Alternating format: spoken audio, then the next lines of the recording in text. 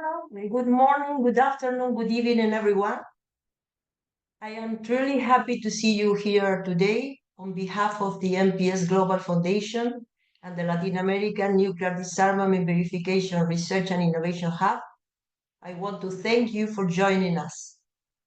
This moment holds a special significance for those who have worked, often behind the scenes, to make this book possible.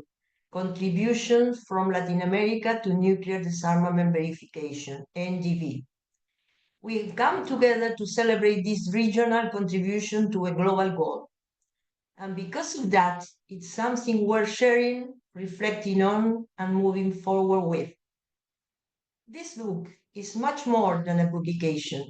It's a call to action. It is the result of collaboration, thinking, expertise, and exchange. Within its pages, you'll find the voices of diplomats, scientists, legal experts, and technical specialists who have come together across disciplines and borders to tackle one of the most pressing challenges of our time: how to make disarmament real, verifiable, and irreversible, even in times of increasing nuclear risks. Our book, we say, is a statement. Latin America is not a passive observer of disarmament, but an active contributor to it. Latin America speaks, and the world should listen.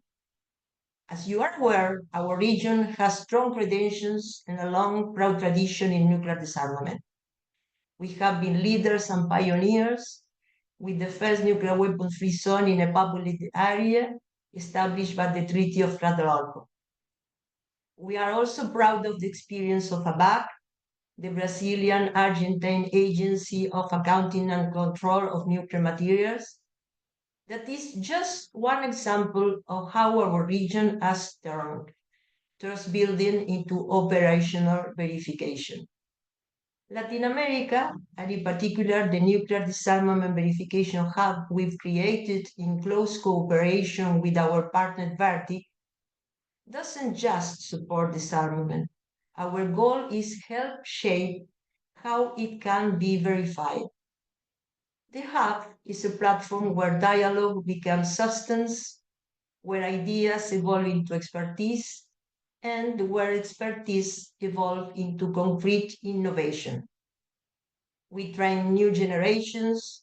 We explore how to transform safeguard expertise into NDV skills. We organize high-level events, such as the one last October in Rio de Janeiro, with the participation of colleagues from VERTIC and from the Africa and Central Asia hubs. And essentially, we want to participate actively in the global conversations on NDV and on the role of non-nuclear weapon states. Because, let's be clear, nuclear disarmament verification cannot be an exclusive domain of nuclear armed states. Non-nuclear weapon states have knowledge, capacity, and legitimacy to contribute. Concerning the current international context, we are not naive. We know the challenges. The geopolitical climate is tense, multilateralism is under pressure, and the risk of nuclear escalation is the highest since the end of the Cold War. But precisely because of that, the work we do here matters even more, and we shouldn't give in. Let me tell you that this book is our way of saying, we are here, we are ready, and we have something meaningful to offer. I invite you to use this moment to listen, reflect, and above all, imagine how we can help build a world where nuclear disarmament is not a distant aspiration, but a shared responsibility put into practice, even in the most difficult times. Before we begin, I would like to express our deepest gratitude to the government of Norway, whose generous support has made this work possible. Their long-standing commitment to peace, disarmament, and non-proliferation, along with their leadership, has made a significant difference for many organizations like ours that have chosen to work towards achieving a less insecure world. My gratitude personally is doubled, as they were the first MPS Global's Foundation sponsors. Finally, I go to the practice side. I would like to address the agenda for today. We invited the author present here, Cristian Bonfili, Ambassador Alfredo Labé, Orbe Peixoto, Diego Santos, Pablo Mari Thompson, and my dear co-editor Emiliano Huiz to briefly share insights from the chapters. Unfortunately, Ambassador Gustavo Slauin couldn't join us but sent his support. After that, we'll hear from a group of distinguished guest commentators, Grant Christopher from Vertic, Sophia Brown from NTI, and Jørn Osmundsen from the Norwegian Ministry of Foreign Affairs, all of whom have solid experience in NDV. You will find their bios in the chat. And, time permitting, we will end with a short Q&A session.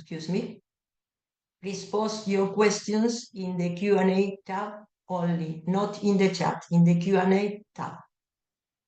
Well, having said that, let's now hear from the author, starting with Cristian Bonfili, who will address the links between NDV and irreversibility and the role of trust building. Cristian, the floor is yours. Well, thank you, Irma. Good morning, everyone. First of all, I want to thank MPS Global Foundation and Vertic for their invitation to talk about the chapter I authored in this book, which I think it's a very timely contribution to the debate on nuclear disarmament. I think this event allows us to discuss some critical issues in this agenda in the context of the currently unstable security environment. As you may already know, the purpose of my chapter is to explore the potential development of trusting relations among states in disarmament-related cooperation. So my paper is concerned with trust both as a political process as well as a social construction or a cultural phenomenon through which states can develop a more beneficial or constructive approach when dealing with disarmament initiatives. So in order to explain why trust is relevant in this context, we need first to acknowledge the extent to which there is a prevailing narrative or discourse on nuclear weapons that is based on the understanding that nuclear weapons are necessary for both international stability and national security of nuclear-armed states and their respective allies. This is, of course, a long and well-established discourse on one that has been institutionalized in the defense policies of nuclear-armed states, but also internalized by governmental elites worldwide to the extent that it has fostered a sort of reliance or dependency on nuclear weapons in a state's security postures. Even though for many of today's security challenges, such as terrorism, cyber attacks, or even climate change, nuclear weapons are entirely ineffective. Despite this, once a narrative has become embedded within the world polity and the multilateral governance system, it has certainly become part of our global political culture. And as such, it has become a shared understanding about security in the contemporary world, or in other words, it becomes truth. The problem here is how we can unveil the workings behind this truth as a political construction to demonstrate its contradictory logic. A logic that asserts we need nuclear weapons to be safe, which paradoxically makes us all the more unsafe. The dominantly misleading conception of nuclear weapons raises two important questions about, I think, the strategy the international community needs to advance. One, how is it possible to promote some change vis-a-vis these prevailing narrative? And two, what kind of change should we expect to happen in global political culture regarding nuclear weapons? I think it's important to know that the field of international relations provides many examples of political and cultural transformation throughout existence of the nation state, throughout the history, the extensive history of the nation state. What is significant about these examples is that social change always unfolds within a context shaped by collective understandings and concepts regarding how the social world works. Therefore, meaningful change can only arise from altering those foundational understandings. In this way, one small though important step toward this goal is precisely the kind of publication that we are presenting today in this webinar. And the main reason for that is that it contributes to challenging the dominant narrative by revealing, for instance, as my paper intends to assert, how the concept of trust in nuclear disarmament has been undermined by this very narrative. From a hawkish or perhaps a realist perspective on international politics, great powers are not supposed to trust others when national security is allegedly at stake, and less so when those others have nuclear weapons of their own. This is precisely how national security has been conceptualized and internalized by policymakers worldwide since 1945. Through discourses and narrative that assert the necessity of nuclear weapons for our survival. These ideas have come to be accepted as truth and have therefore been institutionalized within strategic thinking and defense policymaking. So the work we are presenting today, I think, represents a significant accomplishment in challenging the prevailing narrative that has been or that has hindered the nuclear disarmament regime. It plays a vital role in what I call reframing, which is the process of establishing new meanings, ideas, and understandings about nuclear weapons, with the goal to facilitate the gradual acceptance and internalization by the public and ultimately by the political establishment. At the core of this reframing process is the potential for developing trusting relations in nuclear disarmament initiatives. Therefore, my paper offers a conceptual analysis of the relationship between verification and trust, arguing that the state can learn to trust each other through a verification system which addresses both technical and political aspects involved in nuclear disarmament efforts. These efforts can be pursued if nuclear weapon states gradually learn the value of attaining self-security in collaboration with other states rather than in opposition to them. Since this understanding of nuclear disarmament stresses the relational character of trust, it follows that trust doesn't have to precede cooperation, but rather can be developed through cooperation. This suggests that disarmament doesn't need to wait for rivals to become friends in order to move forward. Instead, it just requires the political will to put aside their hostility momentarily to start a strategic interaction. So this understanding of trust learning emphasizes the strategic relevance of interest in a state's motivation for cooperation in the first place, which means there is a clear and mutually reinforcing relationship between cooperation in nuclear disarmament and national security. Finally, because I know I'm running out of time, finally, I think that the current international security environment has raised the risk of using nuclear weapons as high as it has ever been in recent history. This underscores the need for a renewed a global initiative led by civil society organizations, scholars, educational institutions, international institutions, and also national governments to promote awareness about the humanitarian consequences of the use of nuclear weapons. Thus, reframing is about representing nuclear weapons as an illegitimate component of nuclear armed states' defense policies due to their costs in human suffering and social waste.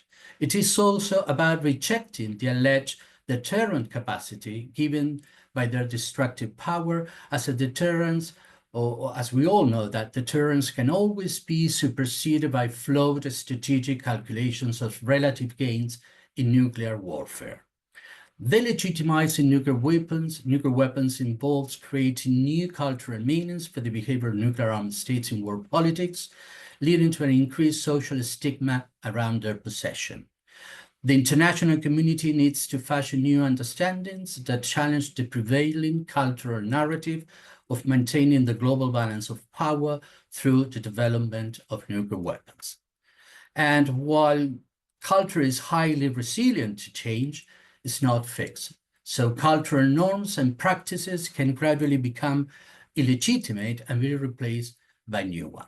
So as I said at the beginning of my presentation, I congratulate again MPS Global Foundation and Vertic for this initiative, which I believe offers objective research and so contributes to the public policy debate on an issue that is so important to the international community as it is the future of the nuclear disarmament regime. Thank you. Thank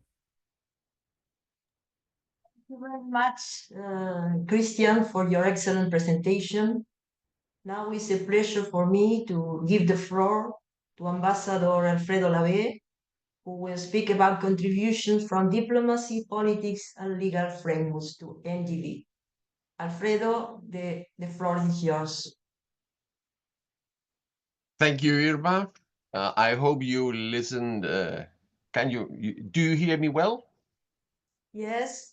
Okay, Very well, it is always a pleasure and a challenge to speak after Christian, whose understanding and clarity, conceptual clarity about the main issues involved in what we are going to discuss today is exemplary.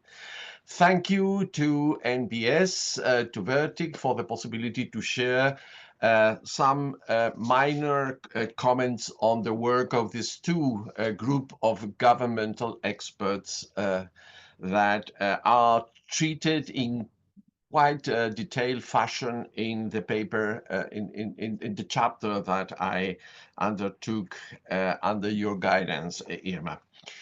I want to emphasize just important aspects and leave the details for those interested in following the process of the generation of this group of governmental experts and the way in which they functioned.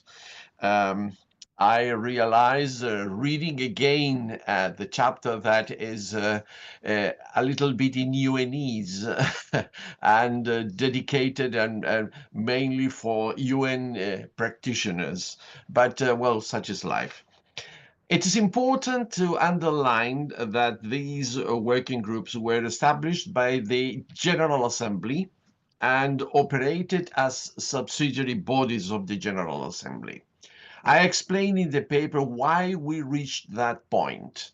And the main reason for that is the fact that the disarmament machinery has been stuck and blocked for more than 25 years. So we have not had any kind of serious, meaningful disarmament negotiations. And the only progress that we can speak of is, of course, the negotiation, the adoption, and the entry into force of the Treaty on the Prohibition of Nuclear Weapons, but that is a kind of a different animal, an elephant, in fact.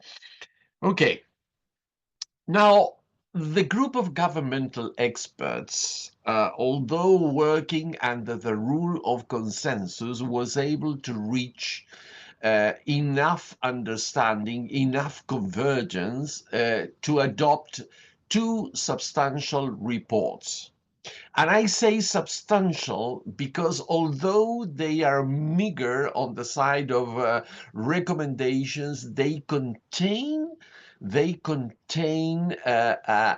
elements of the discussion, and they contain principles, ideas that will illuminate, that will in fact guide any kind of negotiation, any kind of subsequent process on a nuclear disarmament verification in the future.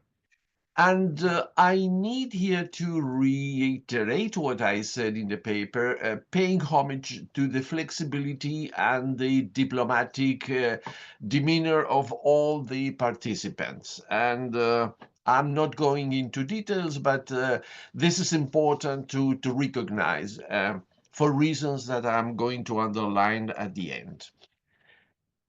In the previous paper for Vertic, I mentioned the final document of the first special session on disarmament by the United Nations General Assembly taking place in 1978.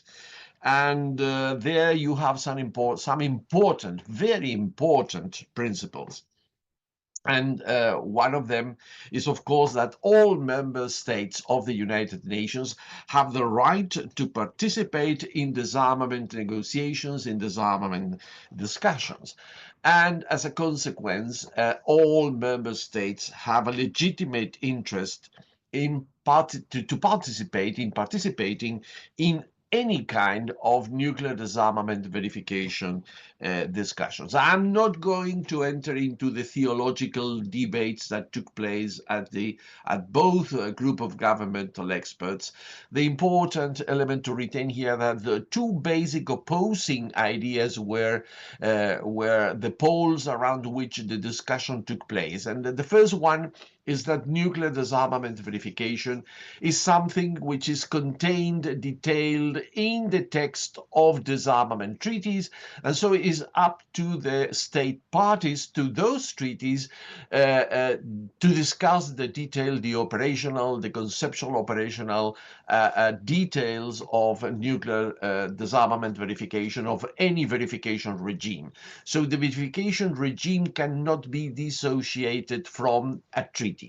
And then the global or more, how to put it, ecumenical point of view, underlining that nuclear disarmament verification is absolutely a puzzle of a how to put it, a globalist understanding of international security. And for this, what Christian has said is very important. Nuclear weapons per se create a global threat to the existence or the survival of humanity. So everyone has the right to participate in any part of the process. There will be some instances in the process of nuclear disarmament where, of course, those possessing nuclear weapons will have the privilege or will have a more direct position to intervene, but everyone should participate, even as I said in some occasion before, as the Greek choir supporting the action, you see. So capacity building here is a central element of the work displayed by both group of governmental experts.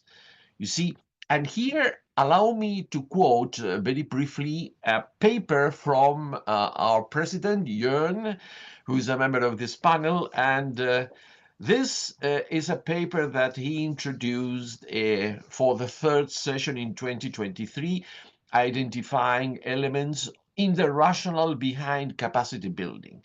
Capacity building will strengthen the liberative organs of the United Nations disarmament machinery.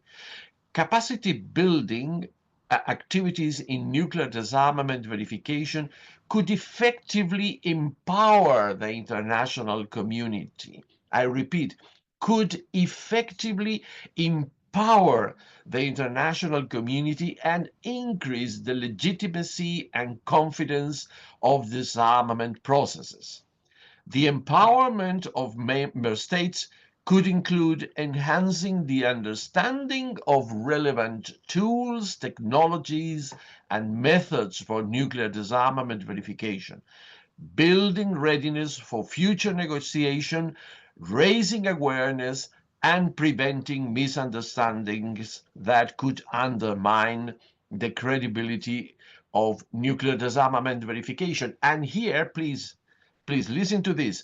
The merit of regional capacity building centers for nuclear disarmament verification is that they could cover a wide range of activities connected to the political, legal, and technical aspects of NDV. I'm sorry. So here you have the rationale. Empowerment of the international community.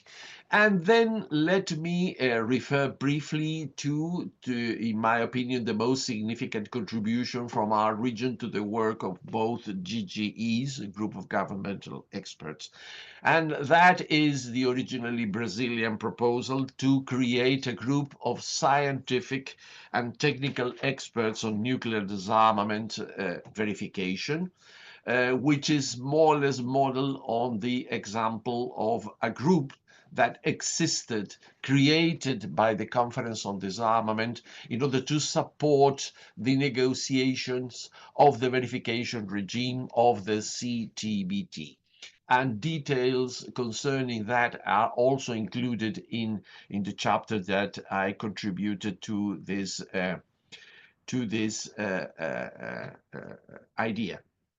So what I'm not going into details of the group of scientific and technical experts. I refer to what is in the chapter, but the important element is that it can prepare the work exactly in the same way as the group of originally seismic experts.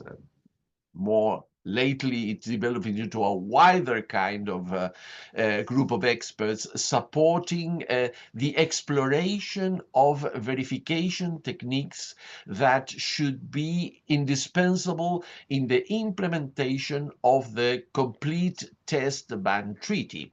Originally, they started with seismic capabilities, but later on that expanded into infrasonic hydroacoustic, and radionuclide technologies. That is very technical. I'm not going there, but the important element here to underline is that we have a president, and it is a bright president. So the outcome of of this idea is that Norway and Brazil took it again to the General Assembly.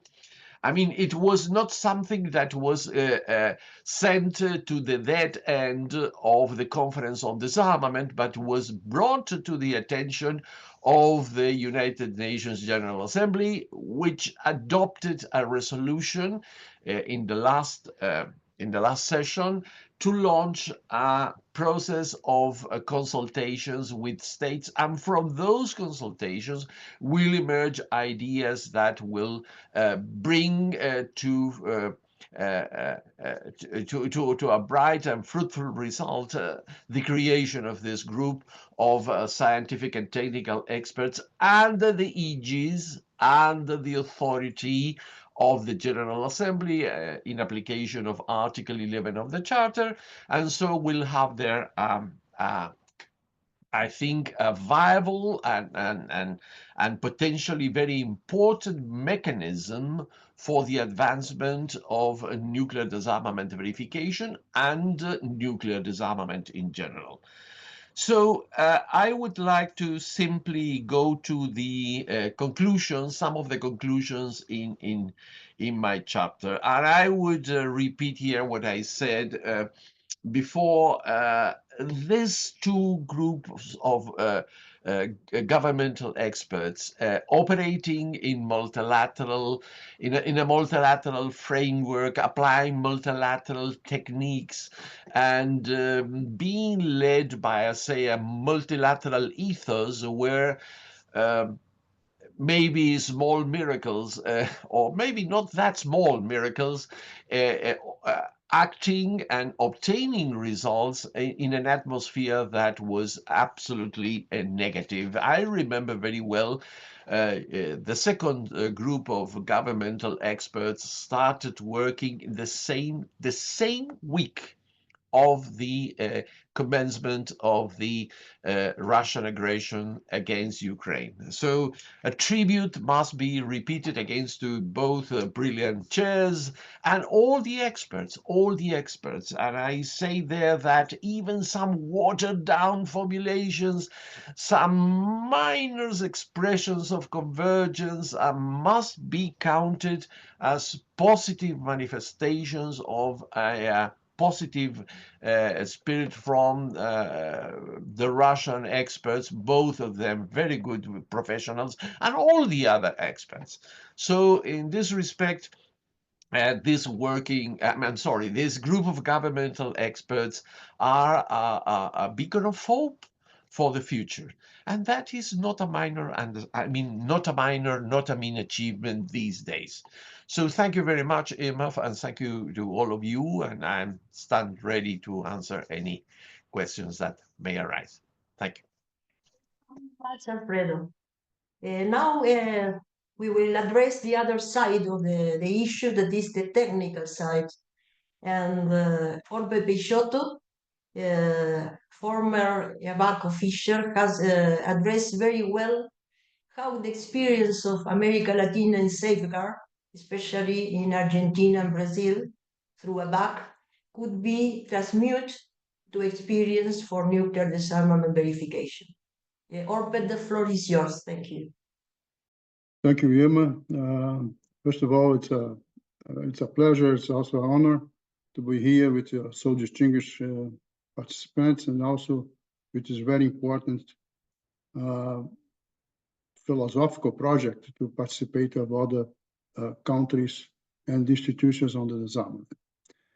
As technical, I should present some transparency here. It'll be fast. It'll be a reduced transparency from my presentation. And I will try to give an idea what's the stage that we are presently on this evaluation. How the Latin American and could you see this on the screen now? Yes, we see the screen. Okay, yes. Okay, thank you. This is, these two first slides just to know, well, what we are talking about, what we need to do on nuclear disarmament, how many it is. This is another transparency that shows briefly that we, even though we have a safeguards system applying all over the world, mainly non-nuclear weapon states, you still have a lot of material, a lot of, demand to bring to the ideal solution to have no armaments on the world. Okay, this is a brief idea, and this is technical capabilities. What the issue we are discussing here? It is how Latin America can contribute if this initiative from the United Nations is to give us some more credibility, or to have more participation of the states on that. I'm not talking about now about political or social issues that has been discussed. This is a technical, because if you want to participate, you need to demonstrate that you have some technical capabilities to participate on if the real disarmament verification will be applied with participation. Okay, and this is, that's where the transparency says that the capacity that we have here to keep that. This is briefly how we proceeded when you do disarmament verification. What the phases of that? That's a general phase, like any engineering process or physical process. Okay, you have to retrieve, you have to control the storage, assemble weapons, you have to dismantling process, have the storage, you have disposition, you have transformation, things like that. This is, looking from the side of the process. However, we need to know which the best, methodology that has been used.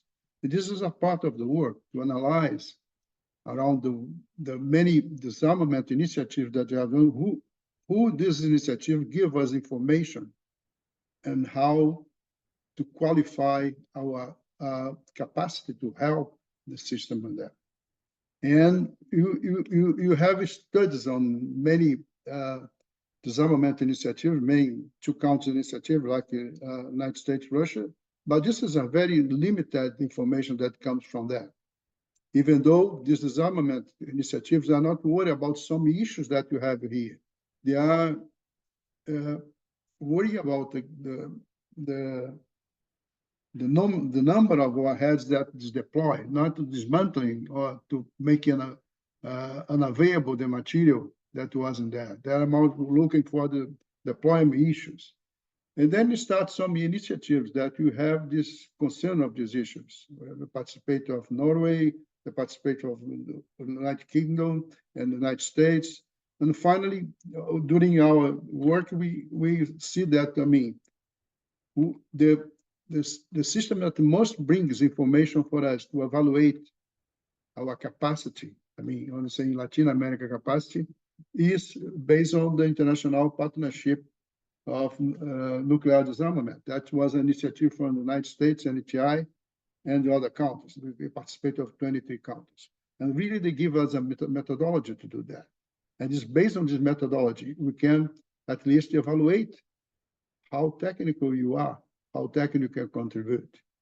This is, on the what is the screen is the basic idea of warhead department, dismantling and disarmament. And this is the famous 14 steps for them to conduct a real disarmament. Okay, this not on this picture on this face. There is exactly the methodology of the process I have talked before. Make a methodology that look that some concepts here are not looking very deep. Like it will be a complete disarmament, will be a partial disarmament, will be an armed country or something like that. That's some things that we need to analyze further. But you need, now you have 14 steps that you have, what you have to do in each step, what capacity you need to have for each step. And if you look on the middle of this is a more important part that, well, you have the dismantling of the disarmament that we on Latin America missed some steps on that. You see that. But you can see on the next transparency that we have a very good position on that. Look, on the 14 steps, we have available capacity for verification in Latin America. That's why, because safeguards is a subconjunct of disarmament. If you look that, we make the disarmament, then there comes the safeguards. And the other tools that are applying the safeguards, it's also mainly applying on disarmament. Some of them that are not belongs to safeguards. That's related mainly with the trigger and some things on the discourse. But concerning nuclear material, almost all of them are there. But be that, you see that on the 14 steps, we have only reduced capabilities on delivery of the system and non-capacity on dismantling, because this involves direct to dismantling the head of the warhead. Okay, that's why we need to have the knowledge or things like that. And disposition components sometimes is called partially. Why? Because it depends on the process we want to make the disposition. But just give us a very good position from the side of Latin America that you can help. This is another way that we are developing for next steps, how to evaluate the system, to create functions of merit from each property or each quality of as containment, surveillance, and EJ, and give grades to that. and they have a minimum grade to participate on disarmament. Okay, and then what this experience on Latin America is most concentrated on ABAC developer of nuclear safeguards. You have most of the why, because these factors are in ABAC are trained, developed. I mean, developed on the way they do the knowledge to make verification, not to suffer verification. It's a different position on that. And that's most of them come to that. It's not mean that some other experts from other countries cannot participate, but you have here really a hub of knowledge that can be used on disarmament. Okay. Well, some issues that you have to do when you do this analysis to do if you can participate, and then you have, I mean, the dismantle, it's to handle unrecoverable the material. In our concept, as a safeguards, it is, but some disarmament agreements, they're not. Okay, so we need principles like verification, transparency, and reversibility are linked together and need to be sued. So it comes some objectives of reduction of nuclear weapons number, limitation, or reaching and maintaining global zero. This is different, including if you look only reduction, you are looking for warheads. If you look for reaching and maintaining global zero, you need to go to installations. So it's a different techniques, different issues that you have to do to deal with that. Okay. Finally, this is the future of the what you need to what you need to keep the knowledge and things like that. Most of it you have to be open. The institutions have to be open to collaborate, and more, if it's possible, the technical organizations to participate on these initiatives of disarmament on the world. The initiative that other countries have participated as IPNDV. Also, to have a more structure on the hub to attend some of these particular issues on that. Finally, what I have to put is that, well, we do have technical capacity here to develop this. You need to keep, I mean, and to develop, I mean, some case to see where the points you are need to be improved, or the points need to be trained. And for sure, you need also the discussions on the technical, on the political and social to be used. Okay, but it doesn't. You can have a very good political and social discussions and approval, but you don't have technical. You do not participate on the disarmament itself. Maybe you participate as a political issue, but not, I mean, on the technical point side. That I think the disarmament verification from Latin America wants to participate. Well, for 8 minutes, this is briefly what I have to say. Thank you. Open for the questions. Okay. Very much, Orbit.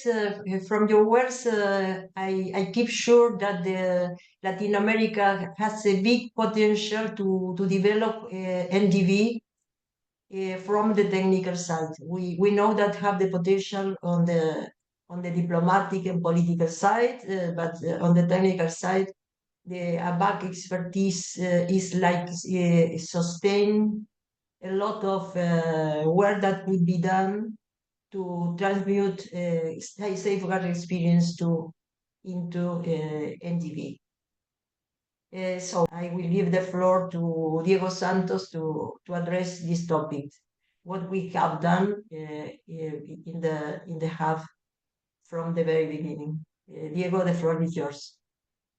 Thank you, Irma, and good morning to my fellow speakers, as well as to all the colleagues attending this webinar. I take the opportunity to thank especially NPS Global and Vertic for giving me the chance to join this project, which has been a challenge and a honor for me. In my brief paper, I describe the practical efforts to create and operate the Latin American Nuclear Disarmament Verification Expert Research and Innovation Hub in short form, the HAV. These efforts built on previous activities to support the development of nuclear disarmament verification, NDV, globally, which showed that Latin America in particular, with its experience in nuclear diplomacy and safeguards verification, could make relevant contributions to these areas.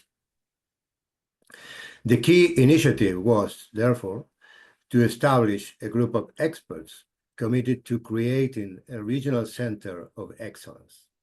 The HAB was to operate under parameters agreed between Vertic and NPS Global Foundation by an action plan with a 2-year timeline.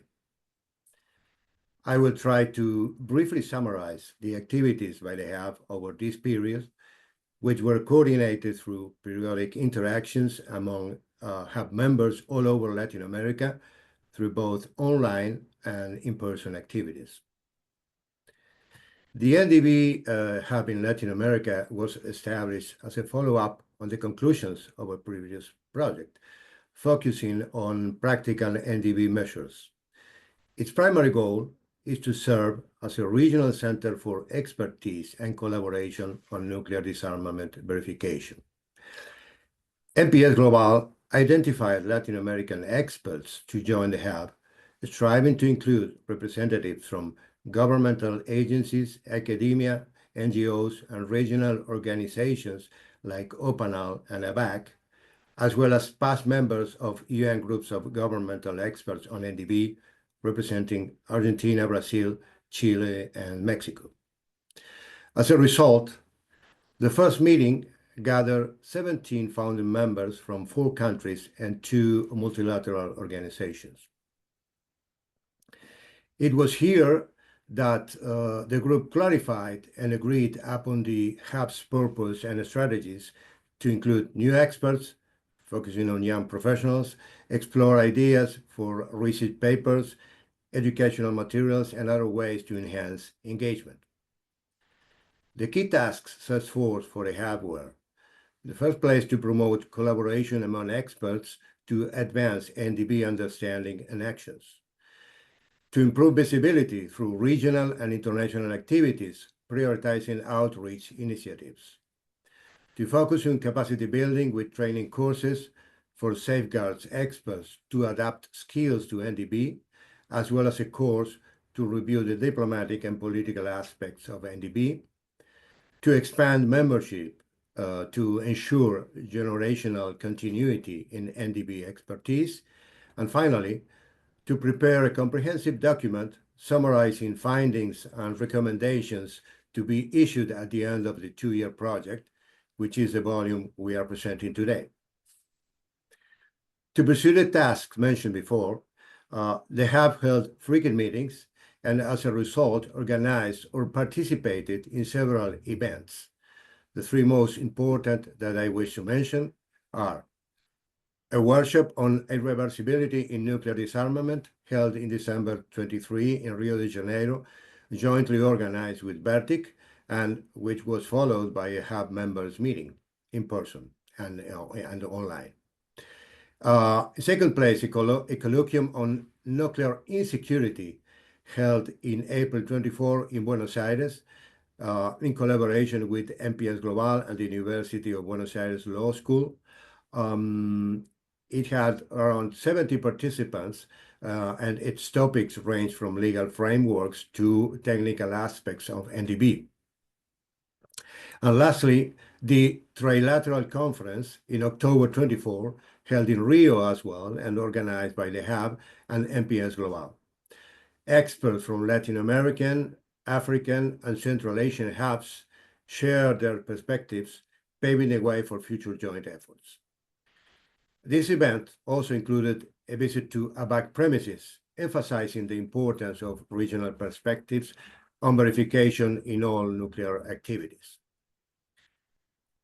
Additionally, hub members participated in broader activities such as the Wilton Park March 2024 conference in the UK and the Alva Myrdal Central June 2024 conference in Sweden, in both cases highlighting the value of regional collaboration in addressing NDV challenges. The actions of these 2 years have validated, in our opinion, Latin America's capacity to contribute to NDB initiatives globally. Despite the difficulties in managing a large and consensus-driven group, I believe that substantial progress was achieved. However, and to conclude, we must recognize that significant challenges remain ahead for the hub. The first is expanding the hub with both senior and junior experts across political, diplomatic, and technical fields. Another challenge is to ensure the continuity and sustainability of this initiative. And finally, the challenge is to integrate the hub with other global NDB initiatives to be recognized as key contributors in ideas, analysis, and practice. This includes, for example, an eventual collaboration with the UN Group of Scientific and Technical Experts on Nuclear Disarmament Verification. Finally, we must recognize that in an increasingly insecure world where nuclear rearmament is on the rise, it is crucial to keep the goals of nuclear disarmament and its verification alive, even under the most adverse conditions. And I believe that the Latin American hub on NDB is making a significant contribution towards that goal. Thank you. Very much, Diego, for your excellent presentation. Very excellent, very good presentation. Thank you. Now I want to give the floor to a member of the new generation of experts, Pablo Mari Thompson, that will address specifically about our goal of integrating our project to other global NDB initiatives. Pablo, the floor is yours. Well, thank you, Irma. I will try to summarize the whole chapter in the specified 10 minutes. So, as my colleagues have said, well, first of all, I want to express my thanks to the MPS, Vertic, and everyone who has taken me as a part of the group of experts, hopefully more expert in the future than I am today. And what my chapter of the book is about is how we can engage from Latin America with other global nuclear disarmament verifications initiatives. So what I wrote about is, well, first of all, we have to identify these nuclear disarmament verifications initiatives. So what I wrote, and I want to, first of all, excuse me in advance, is that if someone finds any new NDB initiatives, well, they might not be included in the chapter, but I try to make my best in encompassing the most significant ones, whether they are taken from a legally binding perspective or a non-legally binding perspective. So I took the time, I investigated and tried to summarize what these initiatives are doing. And I summarize them in 3 ways they work. About their technical, as Orpek mentioned, and some initiatives take a technical challenge on how to lead nuclear disarmament verification from a technical point of view, whether they are, the chain of custody, as well as Orpet has gratefully mentioned. Then we have other kind of initiatives, like the legally binding initiatives. Here we can mention some of the most iconic treaties, such as the START initiative or the Strategic Treaty Arm Reduction, the Non-Proliferation Treaty, of course, which is one of probably the most well-known cornerstones of nuclear disarmament, the newly placed Treaty on Prohibition of Nuclear Weapons, and, as was mentioned also, nuclear weapon-free zones, like the one we have here in Latin America and the Caribbean, the Tlatelolco Treaty. After doing an analysis of all this, then I moved forward into the non-binding initiatives. These are mostly bilateral, trilateral, or multilateral initiatives within between countries or non-governmental organizations that explore different paths on nuclear disarmament verifications. Among the most notable ones, we can mention the United Kingdom, Norway initiatives that they tackle the nuclear disarmament verification through different exercises on actually taking all these steps that we have mentioned and put them into practice. IPNDB is another of the most well-known nuclear disarmament verifications that work along different, I have it noted here, they work along more than 25 countries, many of them are Latin Americas, and most notably Argentina, Brazil, Chile, and Mexico. And they take this work along with support of the US Department of State. So IPNDB, excuse me, is like a joint between different countries, both nuclear weapon states and non-nuclear weapon states that work on the goal of nuclear disarmament verification. Other examples we can mention can be the Trilateral Initiative that has been, well, unfortunately has been discontinued. Quad, it's an expansion of the United Kingdom Norway initiative that also encompasses Sweden and the United States, and probably their most highlighted achievement was the letterpress exercises that they took into practice different steps of nuclear disarmament verification. Then we can talk about different non-governmental initiatives. As I've mentioned before, I've talked about countries, UK, Norway, but then we have, other non-governmental initiatives, mostly, well, we're talking about NPS here, it's probably the best example we have here, Nuclear Threat Initiative, of course, VERTIC, that has worked along NPS to establish the different research and information hubs, mostly in Latin America.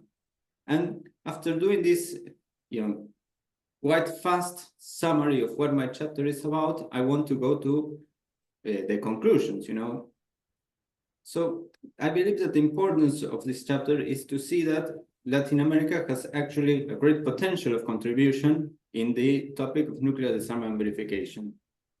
In my research of this, I believe that I haven't found anything that tells me otherwise. We have the knowledge, whether it's technical, we have many engineers here, like Orped, like me. We have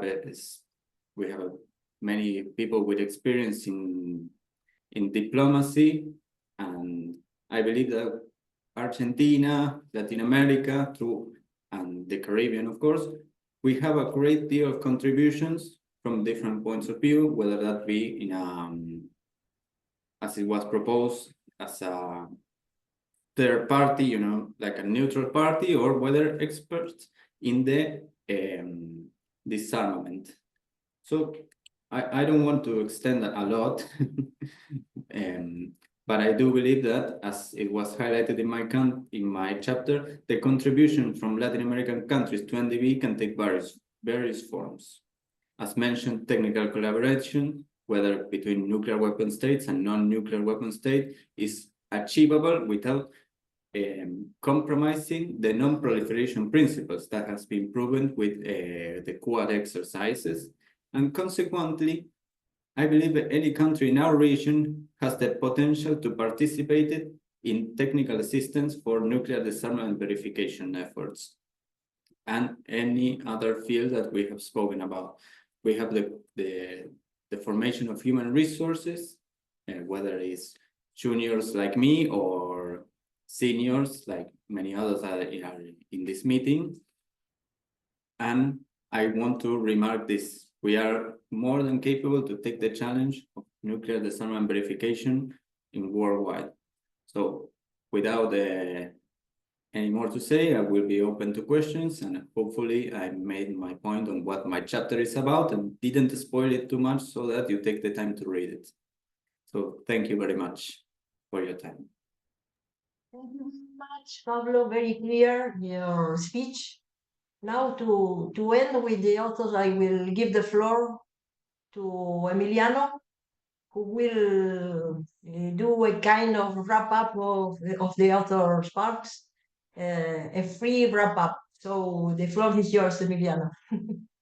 So thank you very much to all of you, to the panelists, the commentators, and the audience. First of all, let me tell you that it's for me and for us a treat to be here and to celebrate the birth of our long-lasted book we have been working on for the last months, and seeing all of you here is really a source of joy to all of us. Let me first of all thank Irma. Thank you very much, Irma, for the opportunity of working with you in the edition of this volume. Thank you to Vertic for trusting NPS Global with this task of putting together the hub first and producing this first material result. And also thank you to the outstanding lineup of brilliant authors we managed to convene. You really made our coordination efforts a real pleasure. And I should say that this is not usually the case when we are to prepare a collective volume. To having these good responses all the time and to being able to interact with you in the production of your chapters was a real pleasure for us. I will briefly discuss the last chapter we wrote with Irma on the future of nuclear disarmament verification and specifically Latin American vision and role with this. The point of departure of our last chapter has to do with the need to involve non-nuclear weapon states in the nuclear disarmament verification efforts. And this is not only a legal mandate, which is included in Article 6 of the NPT, but also it's a practical mandate, which has to do with the importance of incorporating the diverse viewpoints.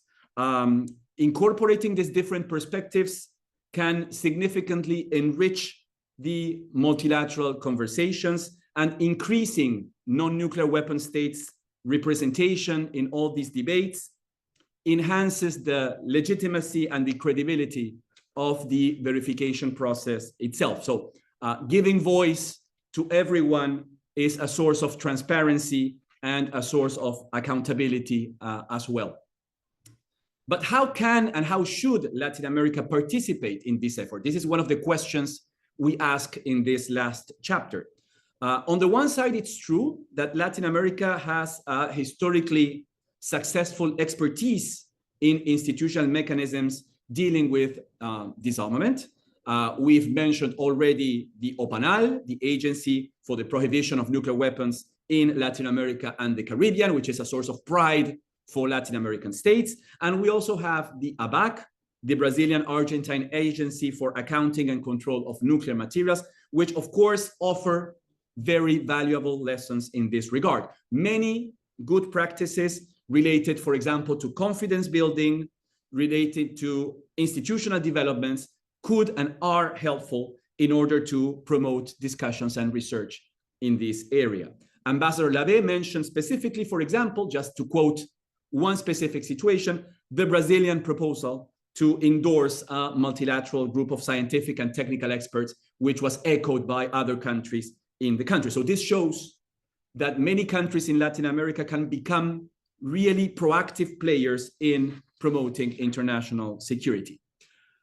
The second part of the chapter deals basically with some conclusions arising from some of the meetings we had in the hub during these last years.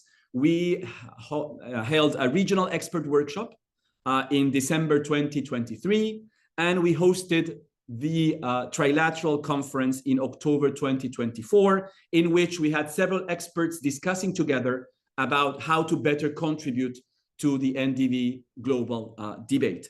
The experts in these different meetings highlighted the importance of integrating these diverse perspectives into the global multilateral debate. On the one side, of course, there was an insistence in Latin Americans' credentials, basically multilateral organizations that can, of course, provide platforms for dialogue and coordination among regional stakeholders.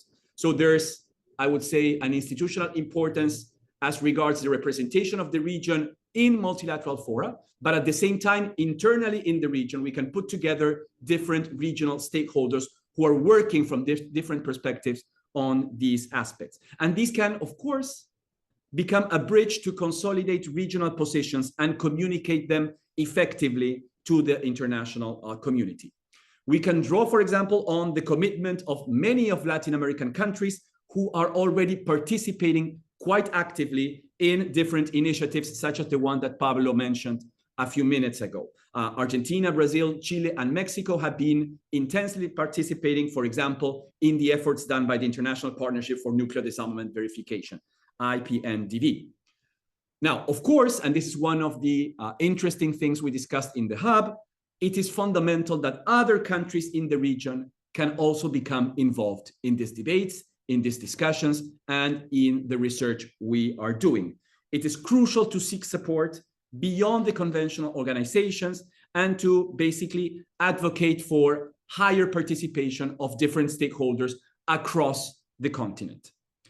Some of the aspects, and this is the third point of our chapter, that could eventually encourage further debates in the future include different discussions we had in our meetings. For example, the region is keen in taking advantage of different movements that have been consolidating in international discussions and that can promote eventually ways of addressing nuclear disarmament from original perspectives. For example, taking into account the climate change and environmental protection movement and taking this movement into the advocacy for eliminating nuclear weapons without eroding the peaceful uses of nuclear energy. This has, of course, produced an interesting reflection on compelling narratives that the region can put forward in order to improve the ways in which these debates are being conducted. Another factor we discussed in the expert groups was basically the regional insistence in taking into account the costs associated with arms races, which of course substantially burdens government budgets. The financial implications of maintaining and developing nuclear arsenals cannot be overlooked, and this is an argument shared by Latin American countries when producing reflections that contribute to ensuring a nuclear disarmament which is both verifiable and effective. Finally, one of the points that we managed to discuss was how to eventually use this virtuous experience in safeguards and non-proliferation verification, which the region already possesses, in order to contribute to developing specialized expertise in NDV and generating, for example, training courses for experts in these areas could eventually become one of the good turning points and one of the stepping stones that could eventually promote and conduct the experience gathered by regional organizations into these fora. When read together, and I would encourage you to take the book not only in its individual chapters, but as a whole, when read together, I think that the chapters in the book, they show very clearly that by engaging in constructive discussions, Latin America and the Caribbean can help bridge the gap between different nations' interests and work towards a common goal of enhancing global security through disarmament, through a combined effort of building dialogue, of establishing trust, of leveraging historical experience. I think that the region can eventually position itself as one of the leaders in the global movement for nuclear disarmament. The region can facilitate a critical dialogue that would be able to champion nuclear disarmament as an objective. Of course, there are some conditions that have to be met. In this chapter, we draw upon the conclusions of the different authors to conclude that at least 4 critical conditions must be met. Political will, which of course is necessary in order to foster this debate. The legal aspects, the promotion of the adoption and ratification of the instruments and robust regulation mechanisms for enforcement. Diplomatic efforts, especially in trust building and negotiation. And of course, technical measures, which involve securing the knowledge and the use of the materials which are necessary in order to promote this debate. So the challenge is multidimensional, but I think that basically the region has the credentials which are necessary in order to be able to position itself in a critical aspect from here onwards. I think that in the years to come, and this is maybe the conclusion of the whole book, the region could play a significant role in pioneering original pathways towards a more secure environment especially in these very challenging times we are living in. We hope that this book can create the feeling that our region cannot miss this opportunity both to speak up and to act in NDV efforts. And of course, I think that all your contributions to make this book possible go in this way. So again, very grateful for all of you. And I hope that the Hub will continue promoting these reflections and generating such rich debates among senior and junior experts across Latin America. Thank you very much. Thank you very much, Emiliano. As you can see, in the opinion of authors, the book is wonderful and deserves to be read. Now we want to hear the opinion of our guest expert about the book, about our work, and secondly, we would like to hear from them their views about the future of NDV and their initiatives. So I begin with Grant Christopher from Vertic. The floor is yours, Grant. Thank you very much, Irma, and congratulations to Irma, Emiliano, and the team at MPS for the event today, and congratulations to all of the authors for the publication. I greatly enjoyed reading it. I've greatly enjoyed working with you in some of the preparatory work that was taken to put it together, the presentations I've heard over the years. This work and this project is part of a broader work, and several times we've spoken about the other regions. So in addition to the work in Latin America, there are nuclear disarmament verification hubs being established in Africa and Central Asia. The experiences of those regions with respect to nuclear issues are very different.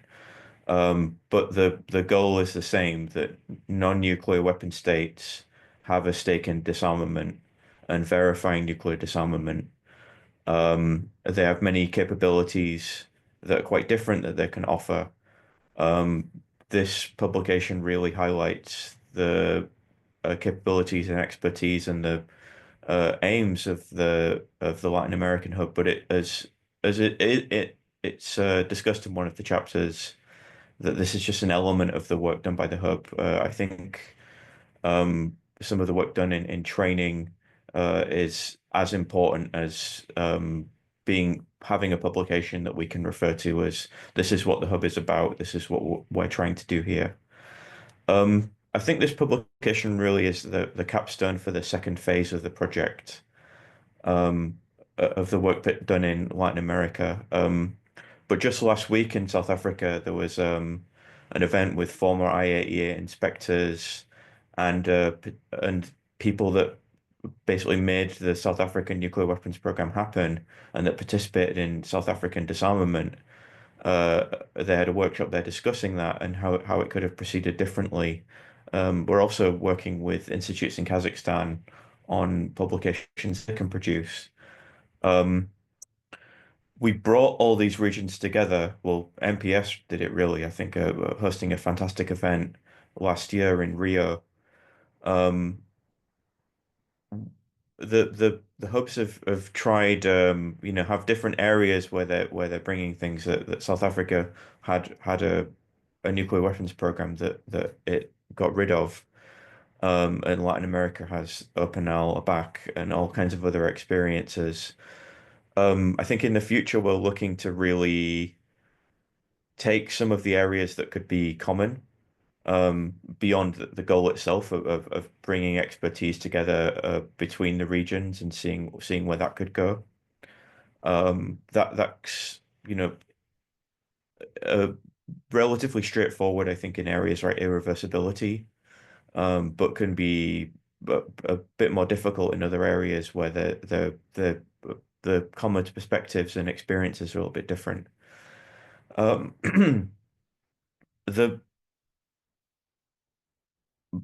We have we've come to the second end of the second project, or the second phase of the project, and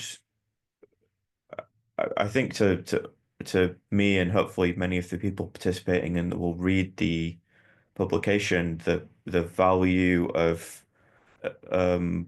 nuclear disarmament verification being pursued by non-nuclear weapon states from Latin America and from other regions of the world.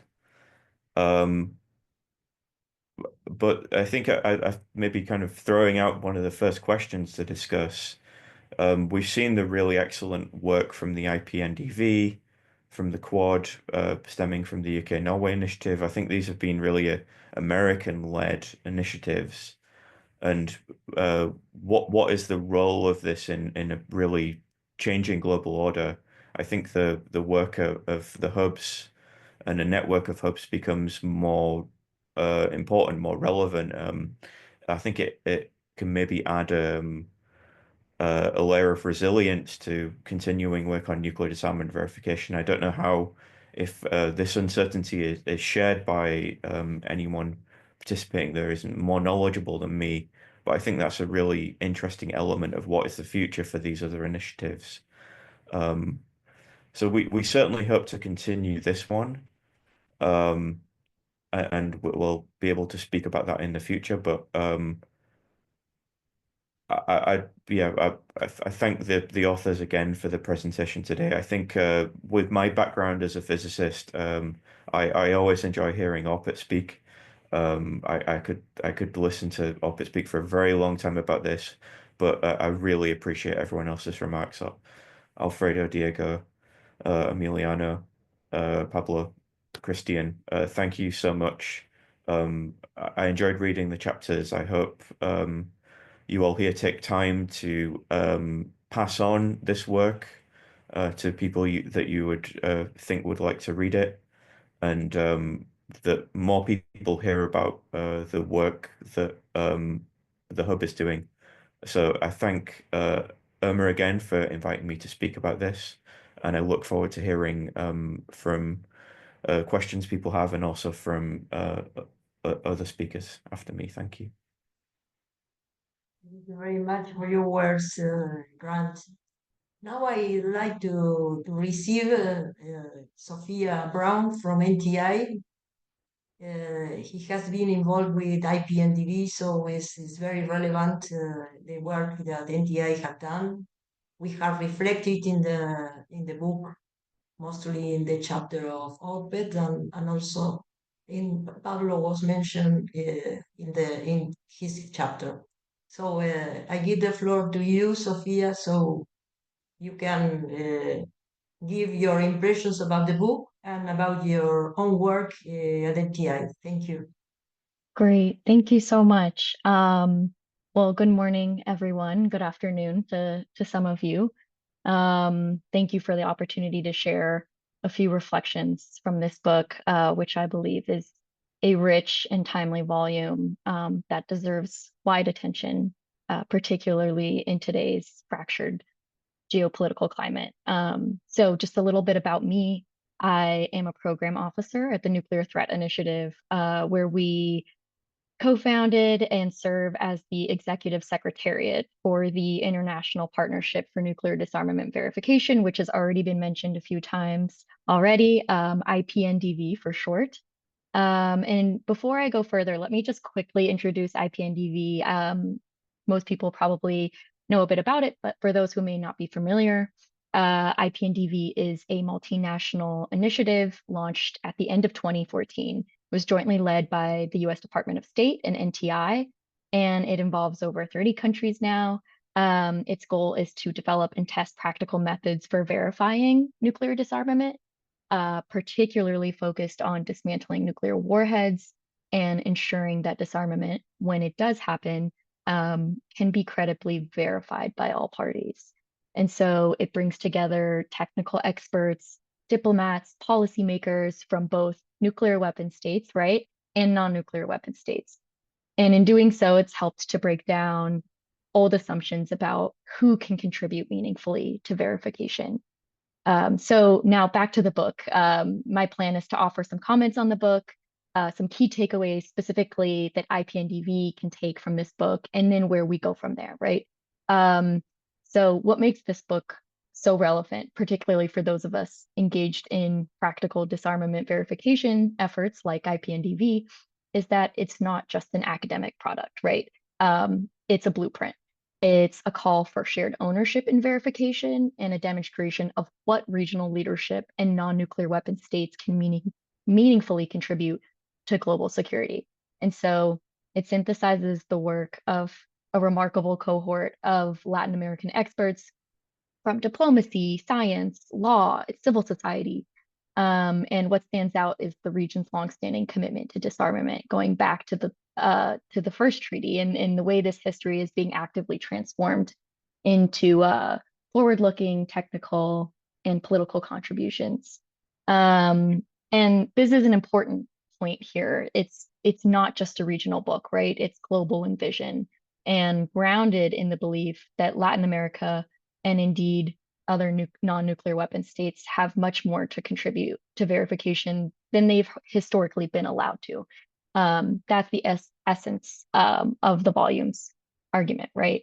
And so the book takes us through key themes, the enduring importance of trust, the contested yet critical notion of irreversibility, the legal and diplomatic frameworks underpinning verification, and crucially, the technical expertise that Latin America can offer through institutions like the Brazilian-Argentine Agency for Accounting and Control of Nuclear Materials.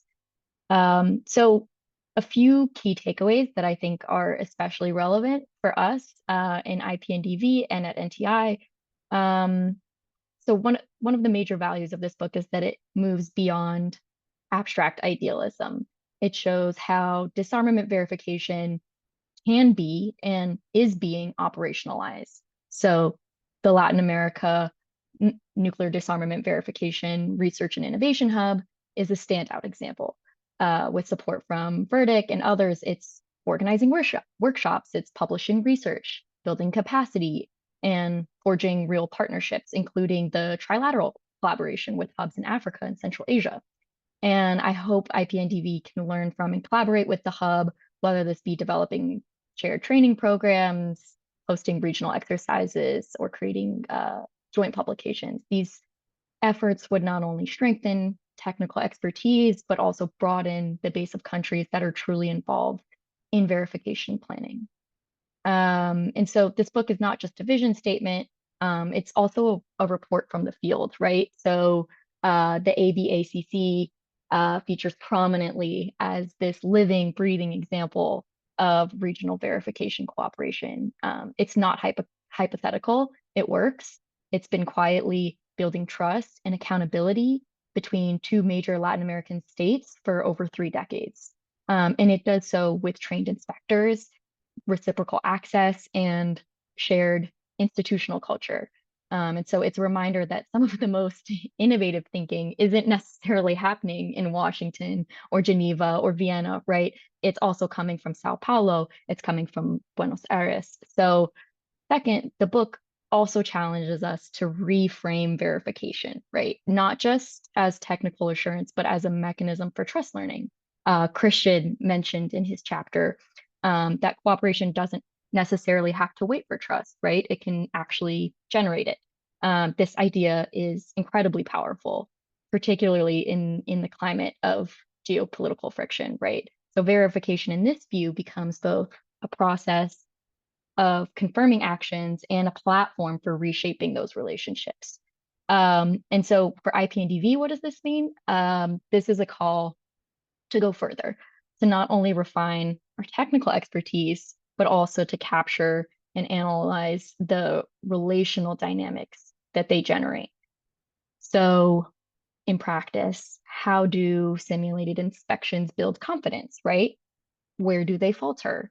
How can we integrate behavioral and diplomatic training alongside our technical skills? And so IPNDV features prominently in several chapters, and it's rightly presented as one of the most significant global efforts to advance practical verification tools, particularly through exercises, simulations, and we have technical working groups as well. So IPNDV has done groundbreaking work in identifying technical challenges across all phases of the disarmament lifecycle, which was showed earlier with the 14 steps, from baseline decorations to dismantlement to disposition. And it's helped to demystify the idea that only nuclear armed states have the capacity to verify. But it's also shown that building trust between states and among technical communities is essential to moving forward.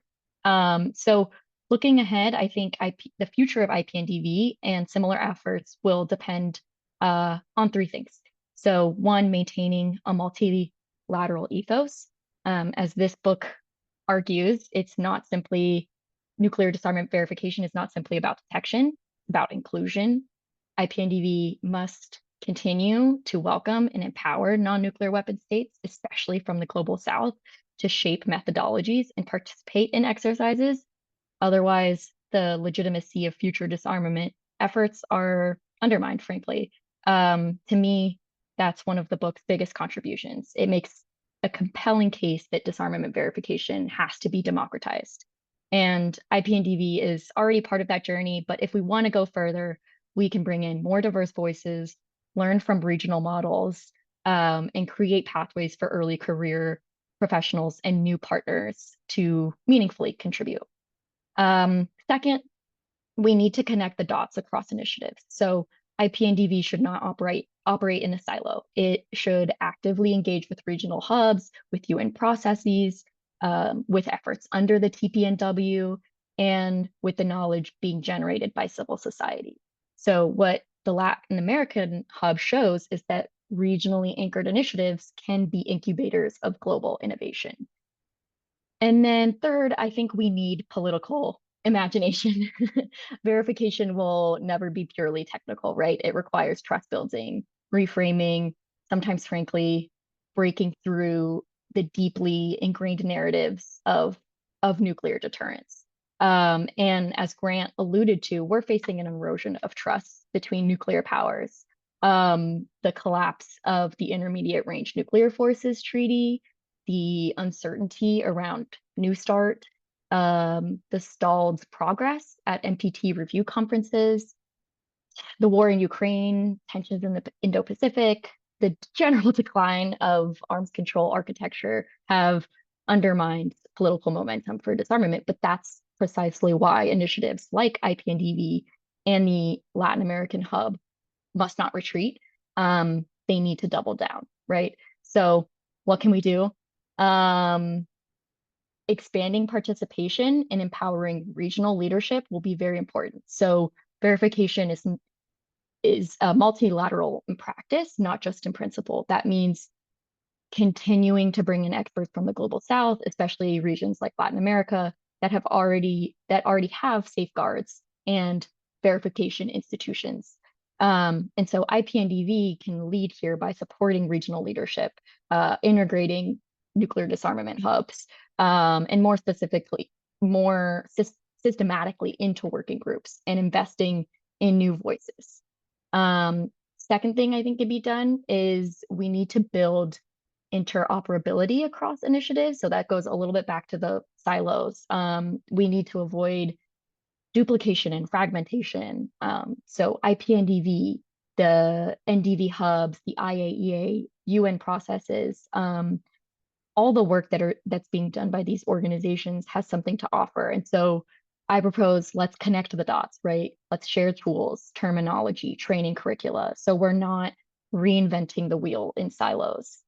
And ultimately, I touched a little bit on political imagination.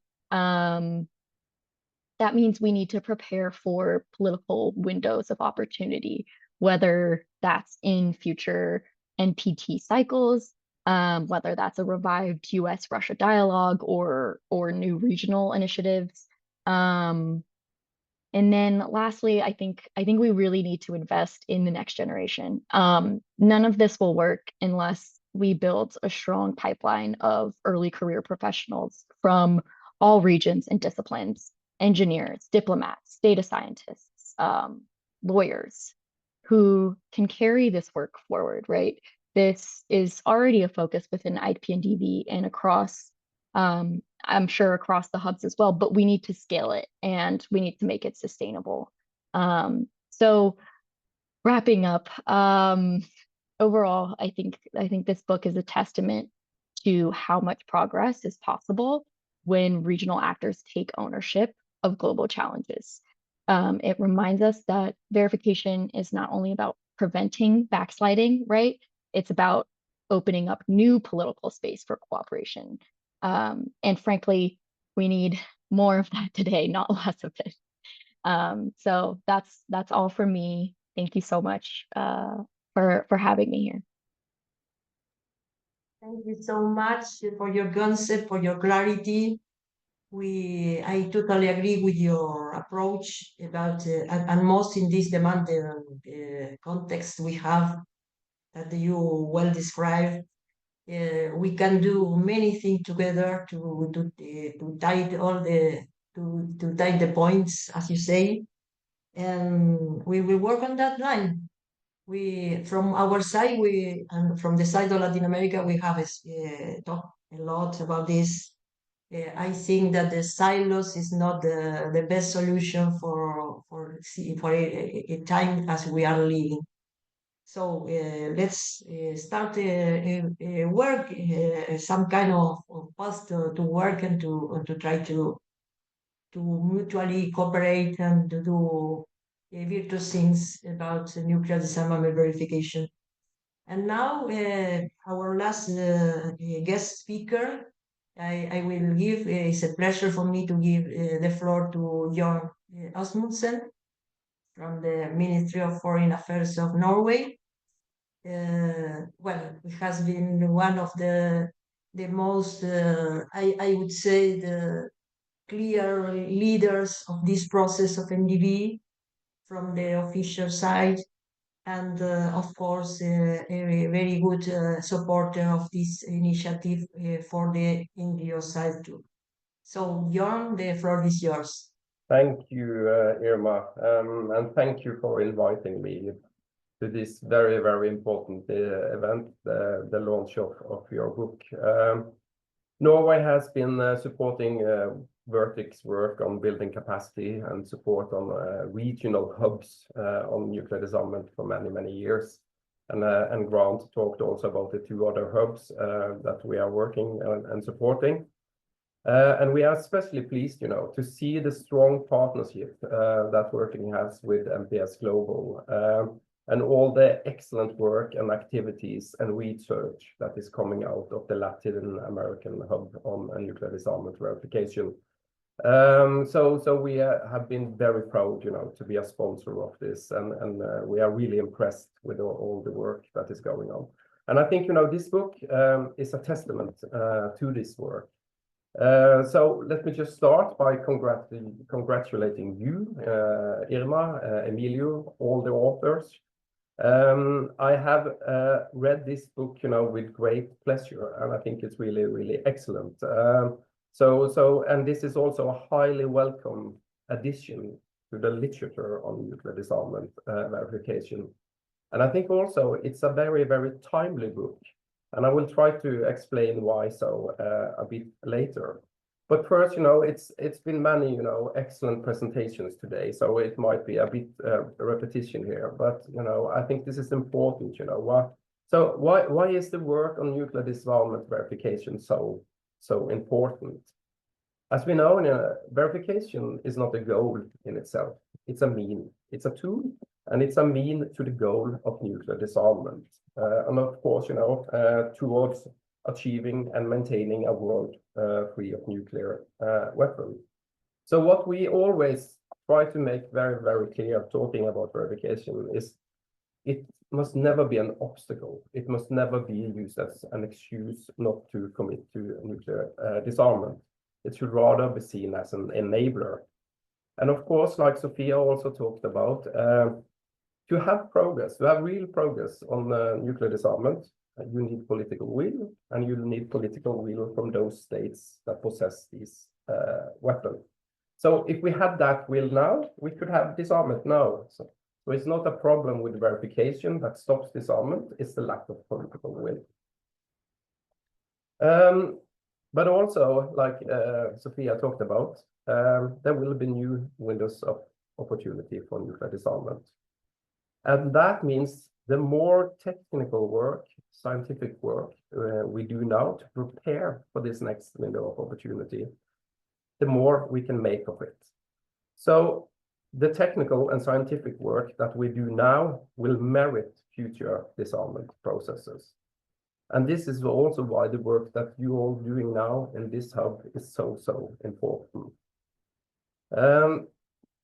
And also the point Alfredo also talked about that. So why should all states engage in nuclear disarmament verification? Why shouldn't we just leave that to the nuclear weapons states, let them disarm and just trust them? And I think, this book has pointed out, Article 6 of the NPT talks about a treaty on a general and complete disarmament under strict and effective international control. So the NPT envisages a multilateral regime for nuclear disarmament verification. And also, as Alfredo so elegantly talked about, the special session on nuclear disarmament from 1978, what we call the SSOD1, highlights the same point. And it also, as I've said, this process of disarmament affects the vital security interests of all states, and all states must play an active role. And I think there is also another quote here that is really important, which says that all states have the right to participate in disarmament negotiation, and they have the right to do so on an equal footing. And I think this is really of vital importance, because the formulation on an equal footing entails the need to build capacities and knowledge in all states. So again, the work you are doing here goes to the heart of the NPT, it goes to the heart of the SSOD1, and it also underlines the importance of building regional capabilities on nuclear disarmament verification. And again, Alfredo had a very good explanation on capacity building, and I fully subscribe to it. When we look at nuclear disarmament verification as a tool to nuclear disarmament, it is a technical, procedural, and methodological exercise. But at the same time, discussions on nuclear disarmament are always highly political. So therefore, nuclear disarmament verification needs to be able to stand the test of shifting political discourses.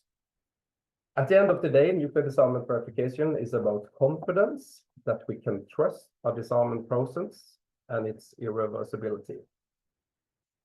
In the foreword by you, Irma, you write that this book is more than a collection of academic reflection. It's a call to action. And I couldn't agree more. We need to act now. We need to build knowledge and capabilities now. I find this book to be an excellent mix of articles on multilateral processes on nuclear disarmament and nuclear disarmament verification, and articles that go more into the technicalities of nuclear disarmament verification. It shows the breadth of engagement from Latin America and your hub on this important issue, and it shows a global leadership on this issue. So this book is a showcase on what can be done and achieved on a regional basis on nuclear disarmament verification. Now, going back to my start, I said that this is also a very timely book. And this has also a connection to a topic that has been mentioned several times today, and that is also mentioned in the book. And that goes to the possibility of establishing a group of scientific and technical experts, a so-called GST, on nuclear disarmament verification within the UN. This was, like Alfredo told us about, originally a proposal by Brazil that was discussed in detail in both the two GGEs on nuclear disarmament verification. And I would especially like to highlight the impressive leadership and work done by the Brazilian expert, Marcelo Camara, on this topic. So without him, we would not be where we are today on the question of a GST. At last year's UN General Assembly, we put, again, as Alfredo mentioned, forward a resolution called a group of scientific and technical experts on nuclear disarmament verification. The resolution had wide support. Almost all countries supported it, except for 2 countries. The resolution builds on the work of the 2 GGEs, and it has mandated the UN Secretary General to seek the view of member states in writing on the establishment of the GSD, and to convene 3 in-person informal meetings on the topic, 1 in Geneva and 2 in New York. So a little bit about the rationale behind this initiative. It is Brazil and Norway's persuasion that the GSTE would provide a unique practical benefits in support of the long-term goal of nuclear disarmament. A GSTE would enable states to work collaboratively on nuclear disarmament verification in a multilateral setting. Future nuclear disarmament arrangements will need to be underpinned by effective verification to ensure its long-term sustainability, both in reaching and then maintaining a world free of nuclear weapons. And the more states that get involved with the work on nuclear disarmament verification, the better prepared all states would be for future negotiation, and the more effective the relevant technologies, methodologies, and procedures will be. Capacity building is therefore, again, central to the work on nuclear disarmament verification. The consultation process on the GSD started in Geneva in March. We had a first meeting there, and it will continue in New York in May and June. Just shortly from the first meeting in Geneva, I was, very encouraged by that meeting. There was strong support and engagement from the UN member states on discussing this issue. Also, Brazil and Norway have proposed that the GST could have 4 objectives. The first one is to consider technical challenges in nuclear disarmament verification in terms of tools, techniques, procedures. Second, appraise knowledge on nuclear disarmament verification derived from past and ongoing initiatives. That would also be the hub. Third, enable states to participate in technical nuclear disarmament verification discussions, so capacity building. And fourth, and I think this is also important, to incorporate and preserve knowledge on nuclear disarmament verification within the UN system, and provide assurance to the international community that states are focused on this matter. So when the GSD one day is established, and I'm sure it will be, it will need to be filled with the right technical and scientific people. And this brings me back to the timeliness of your project and this book, because it's practitioners like you that is needed for the GSD, and the GSD will need your knowledge and your capabilities. And Latin America has so much, to bring to such a GSD. You have of course, the experience that is mentioned from ABAC or PANAL, but also work on safeguards. And I will also say, the work that has been done in this hub would be highly relevant and highly important for a GSD. So I just, at the end, would like to thank you. Thank you for your leadership, and thank you for acting. Thank you. Oh, thank you very much, John. Thank you for your generous words about our work, and also for the inspiring part of what we are going to have in the future. Really has been an honor to have you with us.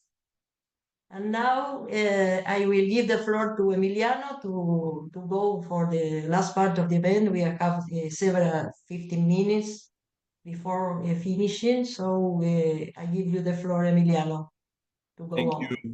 Thank you, Irma. Again, thank you to all the authors once again, and to the commentators for participating in this presentation. We have some questions in the Q&A. There's no specific target for the question, so I will read it aloud, and maybe some of the the authors or even commentators would like to take the floor. Felipe Dalcin Silva, thank you, Felipe, for being there. Obrigado. The research director of the South American Institute of Politics and Strategy, ISAPE, he asks a question. Can Latin American countries act as a bridge between the Western Bloc, NATO, and Eastern nuclear powers or countries that may proliferate nuclear weapons, such as China, Russia, India, Pakistan, and Iran? How can they de-escalate geopolitical tensions and help build a global order that relies less on nuclear weapons? So it's a very interesting question on geopolitics. I don't know whether any of the speakers would like to take the floor.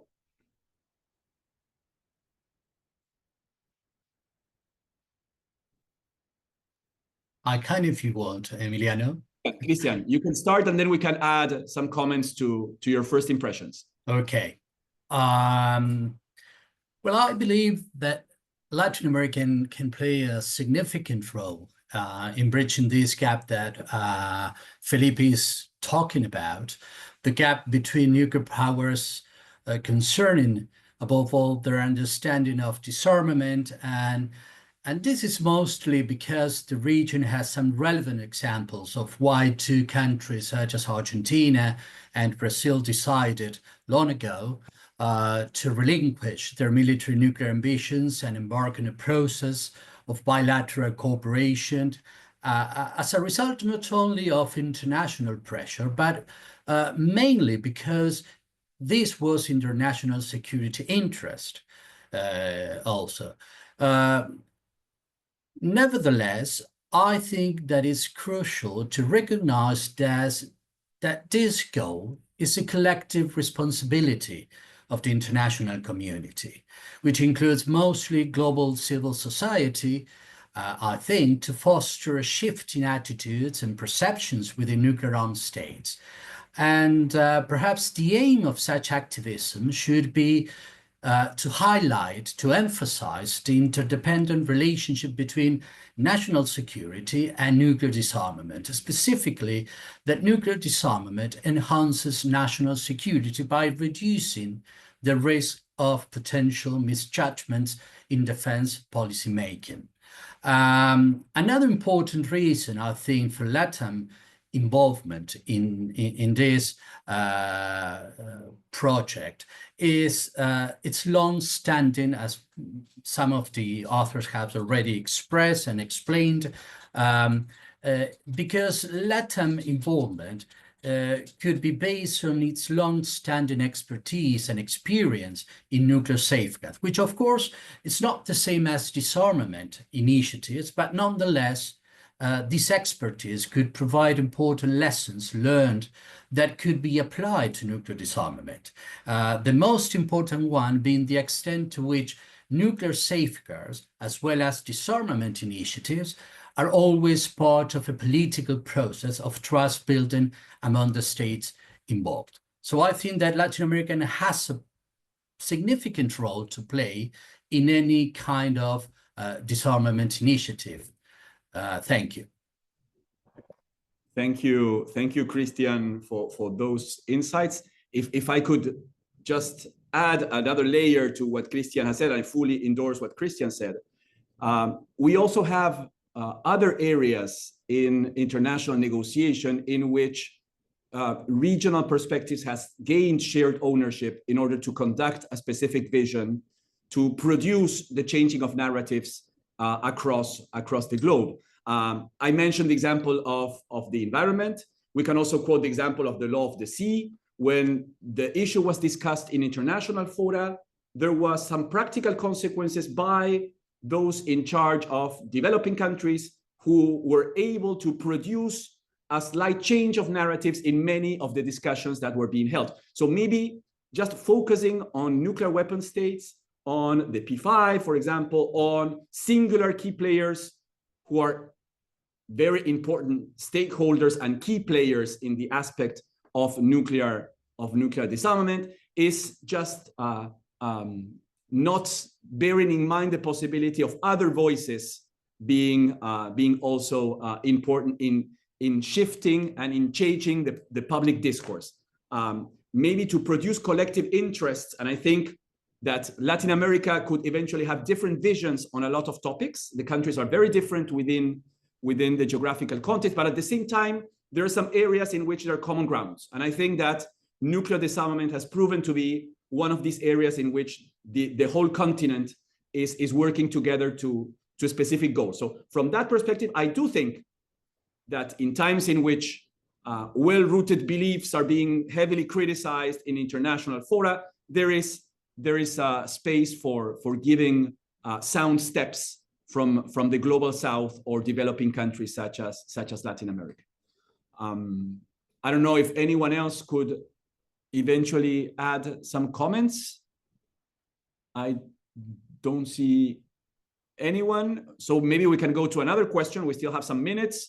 Rebecca Eleanor Johnson from the Acronym Institute, AIDD, asked a question on how to take forward nuclear disarmament verification in the context of both NPT and the Treaty on the Prohibition of Nuclear Weapons. I don't know if anyone, Alfredo, please go ahead. Yes, thank you, Emiliano, and thanks to dear Rebecca for her presence in our webinar. She's a very well-known expert and activist in nuclear disarmament. I think, Rebecca, that in the near future, the activity will be basically a preparatory work. A preparatory work which is indispensable for several objectives. And I think Sophia just nailed the matter when using the word democratization. And democratization here is essential. Democratization is related to capacity building. Capacity building entailing the preparation of new cadres, a new generation of practitioners, of diplomats, of activists, of thinkers in this area. And in that respect, democratization maybe is another dimension of empowerment. This concept of empowerment was a concept which impacted me very much because it has to do with giving every member of the international community the capacity, the real capacity to have not just a say, but to intervene in a process that will be protracted, that will be complicated, that will require a great deal of participation of different actors. And I thank again Christian for bringing this global understanding or the general conceptual understanding of the problem. Certain conceptual notions such as global governance, for instance, or such as regimes are really more pertinent.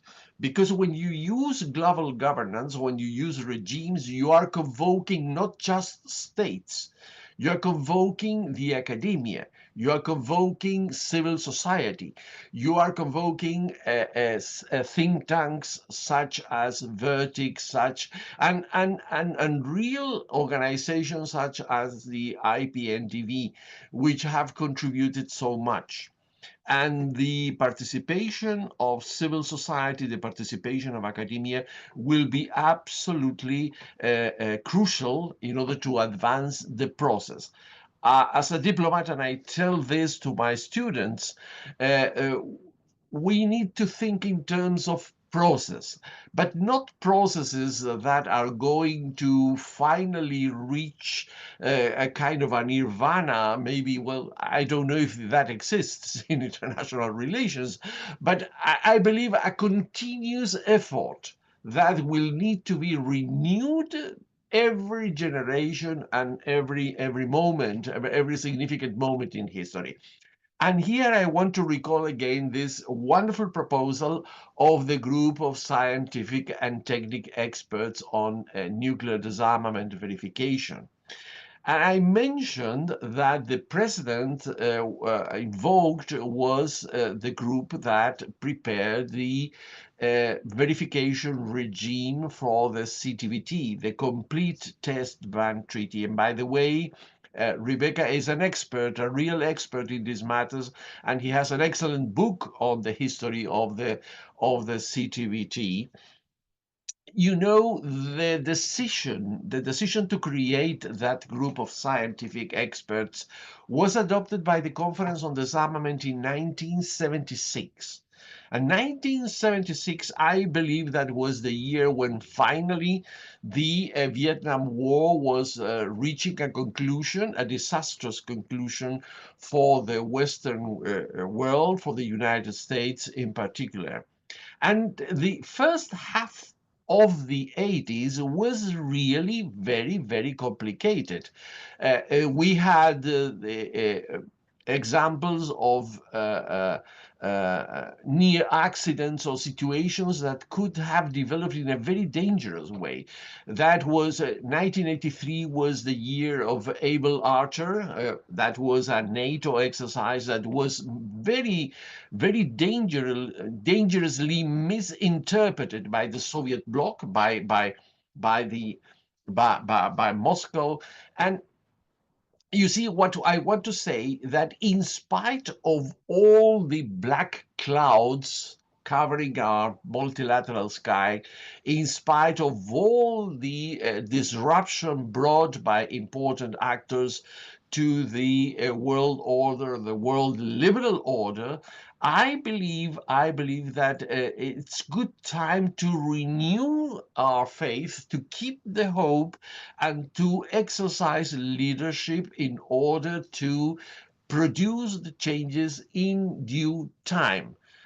You see, so I think that the preparatory work will be, and the preparatory dimension will be perhaps one of the most important activities to be maintained during this time of uncertainty, this time of disruption, this time of strenuous and maybe, should I say, theatrical challenging of institutions that have proven to be extraordinarily important for humanity. So we have work to do via democratization, via empowerment, via diplomatic activity taking place everywhere. Every space that can be open must be filled with activity. And again, an opportunity to thank institutions like Vertic that has helped to keep the community together, to keep the community talking, discussing, even sharing sometimes moments of melancholic, regretful observation of what is happening in the world, but at least renewing, you see, the conviction about the possibility of a world free of nuclear weapons.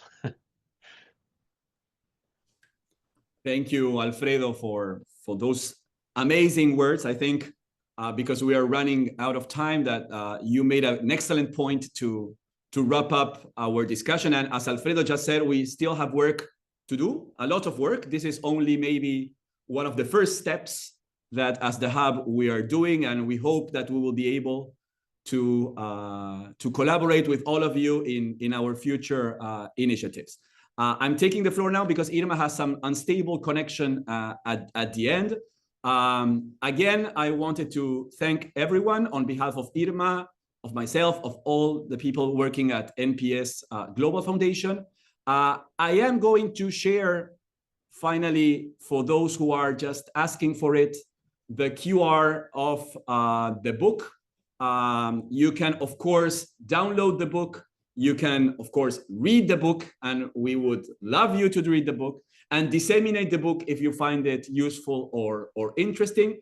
We will also send the link of the book to all those people who have attended this meeting, and we look forward to seeing you again in future book presentations and future activities that we will be doing at NPS Global, at the Latin American Hub, and at Vertic as well.